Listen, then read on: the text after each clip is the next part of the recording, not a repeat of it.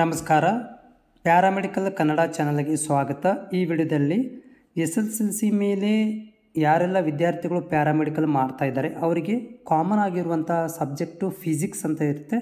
ಆ ಒಂದು ಫಿಸಿಕ್ಸ್ದಿಂದ acceleration definition ಬಗ್ಗೆ ನಾನು ಈ ವಿಡಿಯೋದಲ್ಲಿ ಎಕ್ಸ್ಪ್ಲನೇಷನ್ ಮಾಡ್ತಾ ಇದ್ದೀನಿ ಕನ್ನಡದಲ್ಲಿ. ಅದರ ಜೊತೆಗೆ ನೀವು ನಮ್ಮ ಚಾನಲ್ಗೆ ಹೊಸಬರಾಗಿದ್ದರೆ ಸಬ್ಸ್ಕ್ರೈಬ್ ಮಾಡಿಕೊಳ್ಳಿ. ಪ್ಲಸ್ ನಿಮಗೆ ಬೇರೆ ಬೇರೆ ಟಾಪಿಕ್ಗಳು ಬೇಕಂತಂದರೆ ಕೂಡ ನನಗೆ ಕಾಮೆಂಟ್ಸ್ ಮುಖಾಂತರ ತಿಳಿಸ್ಬೋದು. ಮತ್ತು ಈಗಾಗಲೇ ಒಂದಷ್ಟು ವಿಡಿಯೋಗಳನ್ನು ನಾನು ಅಪ್ಡೇಟ್ ಕೂಡ ಮಾಡಿದ್ದೀನಿ. ಅದು ನೀವು ಪ್ಲೇಲಿಸ್ಟಿಗೆ ಹೋಗಿ, ನಮ್ಮ ಯೂಟ್ಯೂಬ್ ಚಾನಲ್ನ ಪ್ಲೇಲಿಸ್ಟಿಗೆ ಹೋಗಿ ಅಲ್ಲಿ ಹೋಗಿ ವೀಕ್ಷಣೆಯನ್ನು ಕೂಡ ಮಾಡ್ಕೊಳ್ಬೋದು. ಹಾಗಾದರೆ ಇಲ್ಲಿ ಆಕ್ಸಲರೇಷನ್ ಅಂದರೆ ಏನು? The rate of change of velocity with respect to time. ಅಂದರೆ ಒಂದು ವೆಲಾಸಿಟಿ ಬದಲಾಗೋದರ ಜೊತೆಗೆ ಟೈಮು ಕೂಡ ಬದಲಾಗ್ತಾ ಇದ್ದರೆ ಅಥವಾ ಟೈಮ್ ಜೊತೆಗೆ ಸ್ಪೀಡು ಕೂಡ ಬದಲಾಗ್ತಾ ಇದ್ದರೆ ಅದಕ್ಕೆ ನಾವು ಆಕ್ಸಲರೇಷನ್ ಅಂತ ಕರಿತೀವಿ. ಅದನ್ನೇ ನಾನು ಡೆಫಿನೇಷನ್ ಹೇಳ್ತಾ ಇದ್ದೀನಿ. The rate of change of velocity with respect to time. ಅಂದರೆ ಒಂದು ವೆಲಾಸಿಟಿಯ ಒಂದು ಏನಾಗ್ತಾ ಇದೆ, ವೇರಿಯೇಷನ್ ಕೂಡ ಆಗ್ತಾ ಇದೆ. ಅಂದರೆ ಸ್ಪೀಡು ಕೂಡ, ಚಲನೆ ಕೂಡ ಬದಲಾವಣೆ ಆಗ್ತಾ ಇದೆ ಟೈಮ್ನ ಜೊತೆಗೆ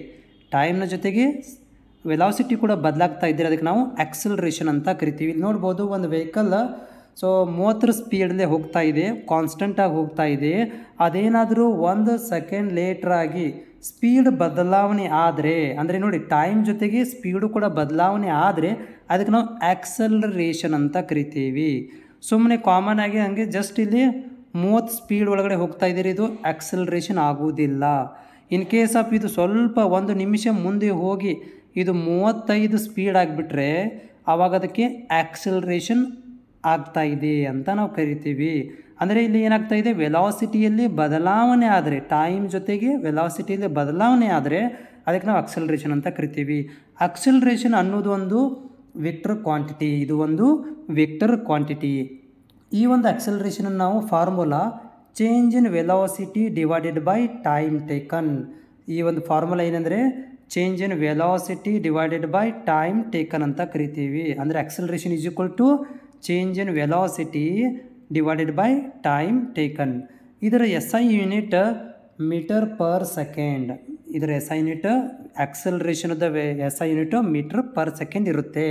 ಆಮೇಲೆ ಇದರದ್ದು ಒಂದು ಡೈಮೆನ್ಷನಲ್ ಫಾರ್ಮುಲಾ ಆಫ್ ದಿ ಆಕ್ಸಲರೇಷನ್ದ dimensional formula m0 L1 T⁻². ಅಂದರೆ m⁻0 L⁻1 T⁻². ಇದು ಡೈಮೆನ್ಷನಲ್ ಫಾರ್ಮುಲಾ. ಈ ಒಂದು ಆಕ್ಸಲರೇಷನ್ ಒಳಗಡೆ ಡಿಫ್ರೆಂಟ್ ಟೈಪ್ಸ್ ಇದ್ದಾವೆ. ಯೂನಿಫಾರ್ಮ್ ಆಕ್ಸಲರೇಷನ್ ಇದೆ, ನಾನ್ ಯೂನಿಫಾರ್ಮ್ ಆಕ್ಸಲರೇಷನ್ ಇದೆ, ಆ್ಯಾವರೇಜ್ ಆಕ್ಸಲರೇಷನ್ ಇದೆ, ಮತ್ತು ಇನ್ಸ್ಟಂಟೇನಿಯಸ್ ಆಕ್ಸಲರೇಷನ್. ಇದು 4 ಟೈಪ್ ಆಫ್ ಆಕ್ಸಲರೇಷನ್ ನಮಗೆ ನೋಡಲಿಕ್ಕೆ ಸಿಗುತ್ತೆ. ಇದು ಏನಂದರೆ ಫಿಸಿಕ್ಸಲ್ಲಿ ಬರುವಂಥ ಒಂದು ಆಕ್ಸಲರೇಷನ್ ಡೆಫಿನೇಷನ್. ಹೋಪ್ ಇದು ನಿಮಗೆ ಯೂಸ್ಫುಲ್ ಆಗಿದೆ ಅಂತ ಅಂದ್ಕೊಂಡಿದ್ದೀನಿ. Thank you.